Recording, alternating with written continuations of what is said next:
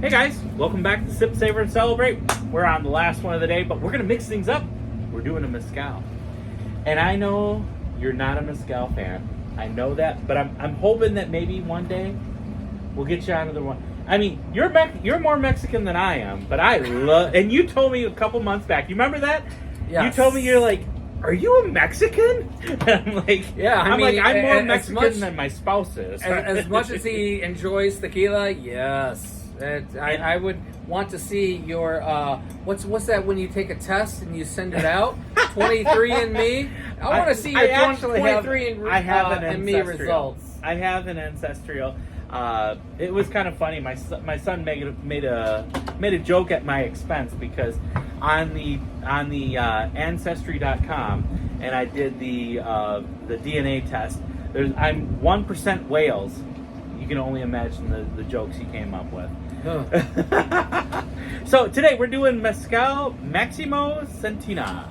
And I'm sure I'm saying that wrong, but hey, I don't care. No, actually it's Santana. I told you I was doing it wrong. Maximo Santana.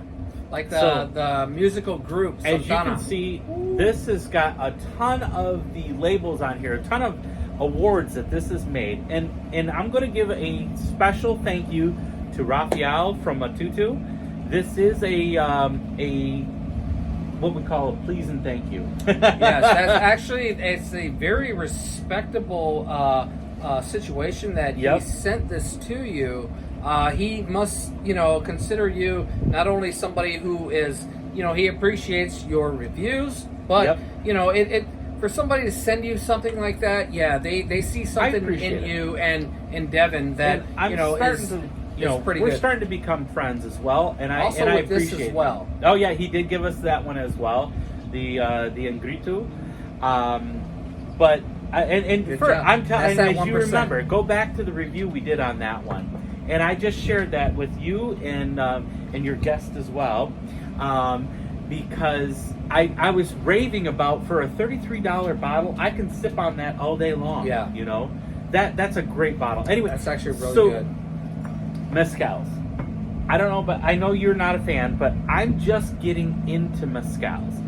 And mezcals always put me off because of the smoke. It's always been so heavy. Yes. And maybe that's because, like tequilas, I've been trying the wrong ones. Okay. Am I wrong? Because, how many tequilas are we, like Patron or Jose Cuervo? You're like, oh, this is horrible stuff. I can name a few that I have regret in purchasing. Exactly, but then we're getting into mezcals, and now this is a whole nother flavor and a nose palette that really sets a different precedent for things. And I seen something yesterday. As a matter of fact, yesterday I was watching a mezcal review, and I really was enjoying it because they call it, and the caption was "Kiss Mezcal." Kiss Mezcal. Let me explain that to you, what they mean by that. Because in Oaxaca, where most of the mezcals are made in Oaxaca. If you shoot, like you shoot a tequila shot, if you shoot it, it's actually disrespectful to the people that make this. Okay. All right? So they said kiss it. So when I tell my friends, when you're talking about sipping a tequila or even trying a mezcal, I tell them you're only talking about 5 to 6 drops. You want this little tiny glass, like this much, just this much. You want that to last you a while because you're literally just wetting your palate. Okay. All right. So because if you shoot it, something like this is going to be so gnarly, so nasty. Okay. You're really going to hate it, and you're never going to go back to it again. Usually that's the case with any liquor expression. When you shoot it, it's just too much. Yeah. You don't really appreciate what's in your glass. You just hurry up and just bang it. Which, if you're going to do that, then get the cheapest of what's available. Yeah. Don't worry about what you're buying because you're not going to taste it anyways. Yeah, exactly. Now, we're first going to do a review of the bottle itself. Okay.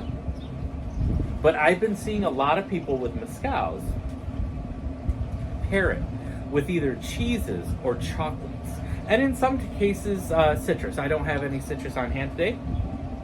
So we are actually going to do a morel mushroom, which morel mushrooms have a lot of umami.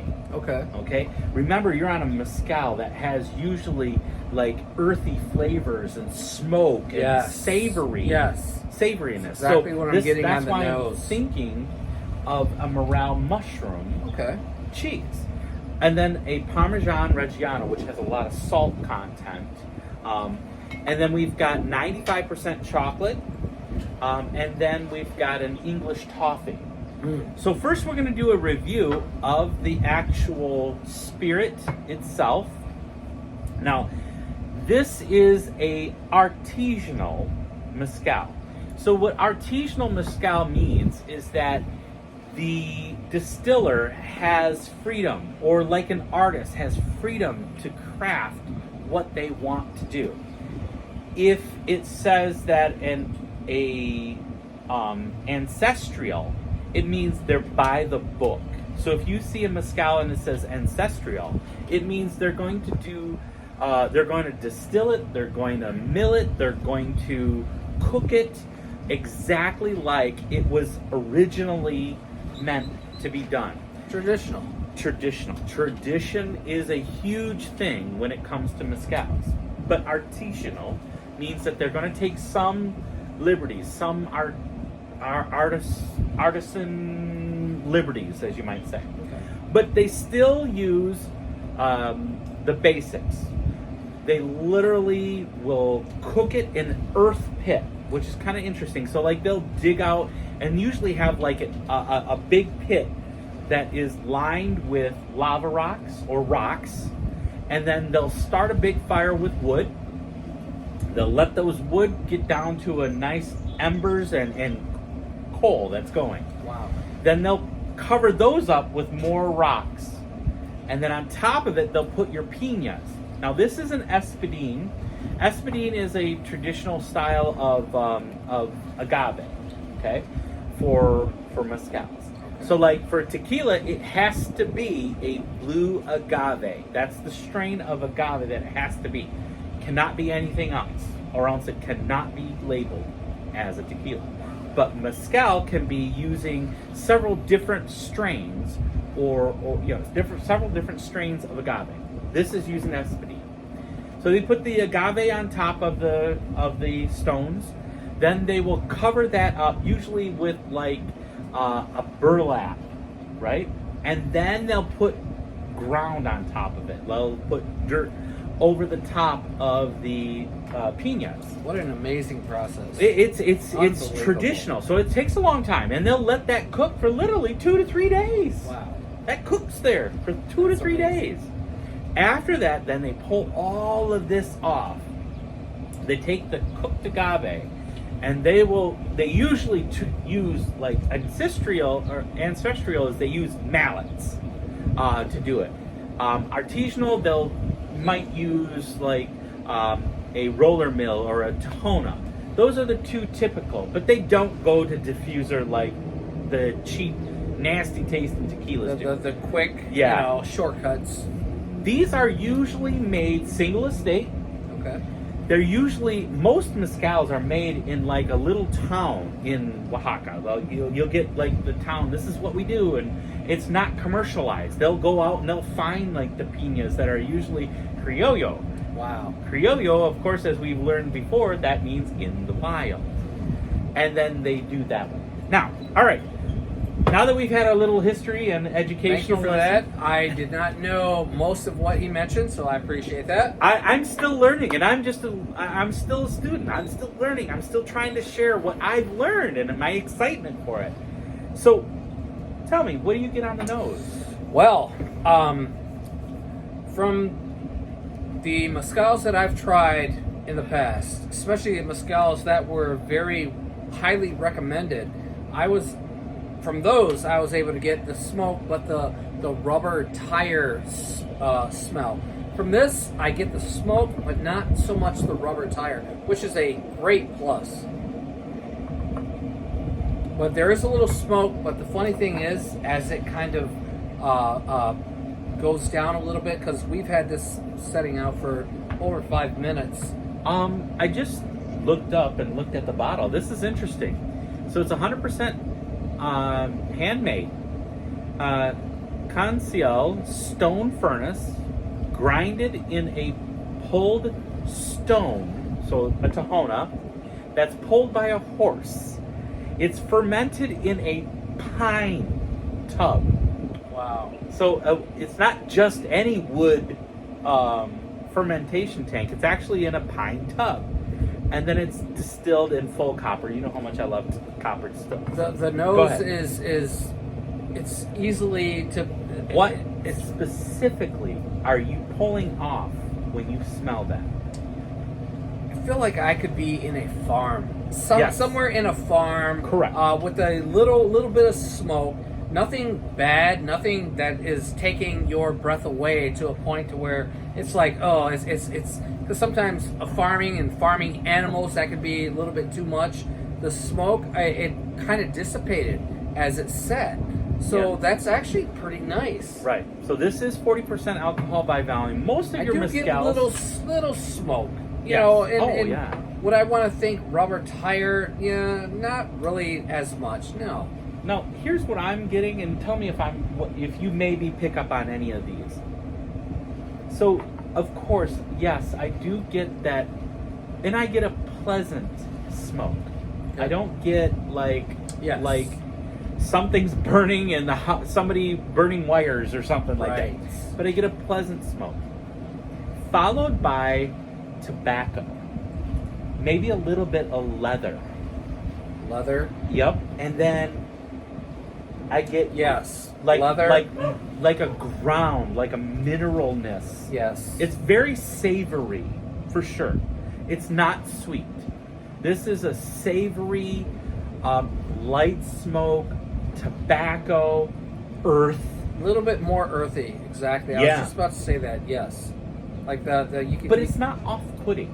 No, it's not at all. I've smelled some mezcals that are straight up manure. I've smelled that before. I can attest to that 100%. And it was kind of funny, and it was at a very high scale restaurant. They had one mezcal, and then when I looked up the reviews on that mezcal, it had a 1 star, and I'm like, you're a high level, why wouldn't you do some research, you know? Maybe I'm wrong. Anyways, all right, salute. Remember, Father's Day to everyone, by the way. Before you do that, I want to, and when it comes to mezcals, please, and I saw this on another video, they said kiss. So remember, when you do a mezcal, kiss it. Just a couple of drops. You're just please show me what you mean by that. Okay. I'm just wetting my palate. A little bit, all right. Oh wow, that's actually enjoyable. I'm getting some cooked agave followed by light smoke, a little bit of cinnamon, and tobacco and leather. Oh, that's pleasant. Actually, it's not. It's not as bad at all. This is coming from somebody who really doesn't. Mezcal's and the smokiness. I just have a problem with that. Yeah. Oh, I mean, I get a little bit of smoke in the back end. I even get a little mist. This is nice. I do enjoy it. This is nice. Now, and to have it straight without putting it into a mixer, that's huge. You know, because I've had some that, I don't want to say I completely dislike mezcals, but when I was in Moab, Utah, I had it was a drink, it was called a smoke signal, and it had a mezcal in it. Very, very good. Now on the nose, I'm getting some wonderful agave, but it's followed by some, I want to say tobacco and leather, maybe a little bit of mint just on the very back.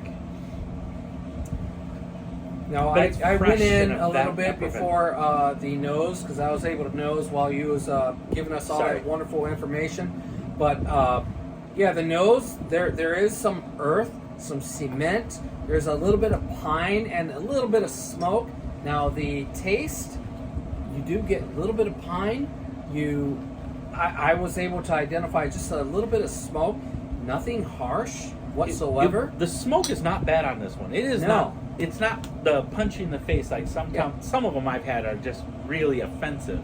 Now this is coming from somebody who, I'm not a fan of mezcal, but maybe I haven't tried the mezcal that I appreciate. And actually, this is for me. Yeah, this is one to appreciate. This isn't bad, especially with the kiss. To maybe the last time when I tried it, I probably just drank it. Like, it party. Makes a difference. A party, guy. But in this case, kissing it makes a difference. Is something to consider. Yeah, it makes a difference because I feel like I can totally pull out different flavors that I never had before. It's doing it again. So yeah. Let's see here. Are we still going or no? Yes, we are still going. We almost had a little. We'll wrap it up real quick. Camera issues. We're having some camera issues. I guess that means let's eat before we drink. Well, actually, no. I appreciate what's happening here. So this is actually really nice. So on the palate, I would say I definitely get some tobacco, some minerality and earth with that. But I still get the agave in this. I still get some mint. Maybe some a mint? slight, only slight. A little bit of leather, maybe? Yeah, I get the leather. But I also get a little bit of orange peel. Once you say it, yeah. I can seriously identify that this is not bad at all. Well, let's try and see what we get with. I'm going to try first the Parmesan Reggiano. Okay. That's fine. First of all, hats off to my cheesemonger, which is really good. Very nice.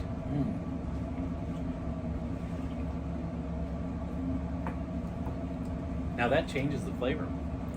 Isn't that different? I could do that all day. Isn't that cool? A little bit of something and drink. That is a whole new level of mezcal drinking. That's like same thing with a cigar. A cigar will change a liquor of sorts. Wow, that's really nice. So now next is the morel mushroom cheese. First of all, that cheese is really good. Oh man! Oh my god, it's so creamy. That's actually, we should be doing reviews on that. That's really nice. Oh my god, that is so good. Sorry.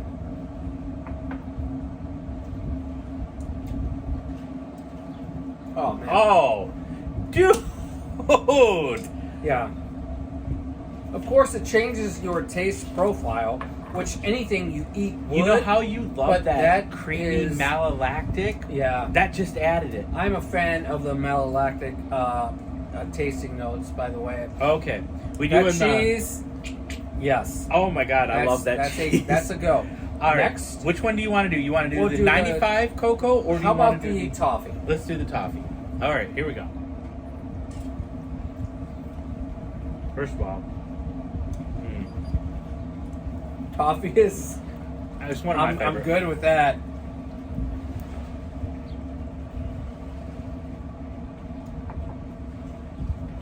Not a fan of that one. Not a fan of that mix. It's okay. Yeah, they kind of like go against each other. Almost made it bitter. Yeah, they kind of go against each other. I do like the morel cheese, by the way. And we're probably doing this incorrectly for those who, but we're just kind of going with what we have and just kind of making this quick. So excuse us. We're going to go ahead and go in with the 95 cacao chocolate.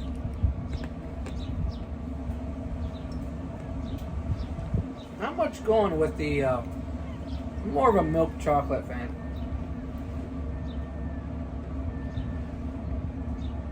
Oh, that brought that to life, though. Whoa. That brought that chocolate to life. Whoa. That chocolate had no flavor. Give us a try, you guys. That chocolate had no flavor at the beginning.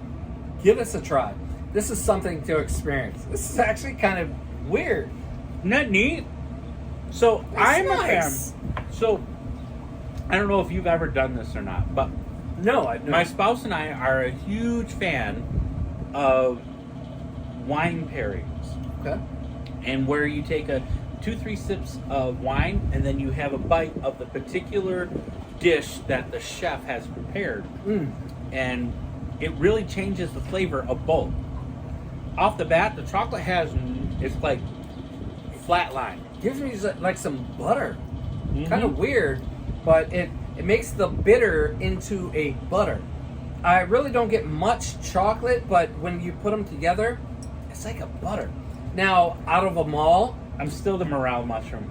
yes, the morale mushroom, and I morale. would go to maybe the Parmesan or the 95 cacao chocolate, and then it kind of, the one that I like the most, the toffee, is actually kind of it's too much, too sweet, too smoky. It doesn't really come together as much, but not. That morale mushroom is I my would favorite. give this a try. Thank you for that. Yeah, Appreciate definitely, that. man. That's what friends are for, man. Absolutely.